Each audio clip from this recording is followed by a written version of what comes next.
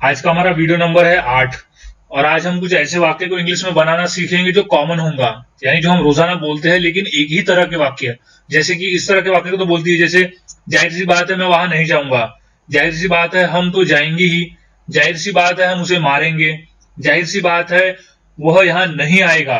तो अगर वाक्य में कॉमन देखे, सेम देखे तो है जाहिर सी बात है। तो जब भी हम जाहिर सी बात है बोलते हैं तो हम ऐसे वाक्य को आज इंग्लिश में बनाना सीखने वाले हैं और इतना आसानी से सीखेंगे। इस वीडियो को पूरा देखने के बाद से हमारे लिए ऐसे वाक्य को इंग्लिश में बोलना काफी आसान हो जाएगा और हम आसानी से इसे बोलना भी शुरू कर देंगे। तो ऐसे वाक्य को इंग्लिश में बनाने के लिए हम एक सिंपल सा फॉर्मूला उपयोग करते हैं जो बहुत ही आसान है और उसके माध्यम से हम वाक्य को बनाना सीख जाएंगे। तो हमारा जो फॉर्मूला बनता है वो होता है ऑब्वियसली। ऑब्वियसली मतलब जाहिर सी बात है, ऑब्वियसली जाहिर सी बात है, प्लस सेंटेंस, सिचुएशन के हिसाब से सेंटेंस। तो ऑब्वियसली ये हर इंग्लिश के वाक्य में कॉमन रहेगा और कॉमन रहेगा जाहिर सी बात है। हिंदी में कॉमन रहेगा जाहिर सी बात है। तो अब हमने फॉर्मूला समझ लिया। अब फॉर्मूले के आधार पे हम वाक्य को इंग्लिश में बनाना सीखते हैं। हमारा पहला वाक्य है जाहिर सी बात है मैं वहां नहीं जाऊंगा। जाहिर सी बात है मैं वहां नहीं जाऊंगा। तो इंग्लिश होगी obviously I will not go there. Obviously I will not go there, यानी जाहिर सी बात है मैं वहां नहीं जाऊंगा। जाहिर सी बात है हम उसे नहीं बुलाएंगे। जाहिर सी बात है हम उसे नहीं बुलाएंगे। तो इंग्लिश होगी obviously we will not invite him. Obviously we will not invite him, यानी जाहिर सी बात है हम उसे नहीं बुलाएंगे। तो इस तरह से हम इस सेंटेंस फॉर्मूले का उपयोग करके ऐसे वाक्य को बड़ी आसानी से बना सकते हैं।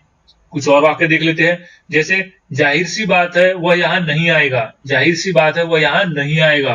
तो इंग्लिश होगी obviously he will not come here. Obviously he will not come here. जाहिर सी बात है तुम किसी काम के नहीं हो। जाहिर सी बात है तुम किसी काम के नहीं हो। तो इंग्लिश होगी obviously you are good for nothing. You are good for nothing, तुम किसी काम के नहीं हो। तो इस तरह से हम आसानी से ऐसे वाक्य को इंग्लिश में बना सकते हैं और रोजाना बोल सकते हैं। बस हमें इस सेंटेंस फॉर्मूले को याद में रखना होता है ताकि हम आसानी से ऐसे वाक्य को बनाना सीख जाए। तो और कुछ वाक्य देख लेते हैं प्रैक्टिस के लिए ताकि और अच्छे समझ में आ जाए। जैसे जाहिर सी बात है वह नहीं मानेगी। जाहिर सी बात है वह नहीं मानेगी। तो इंग्लिश होगी obviously she will not convince. Obviously she will not convince.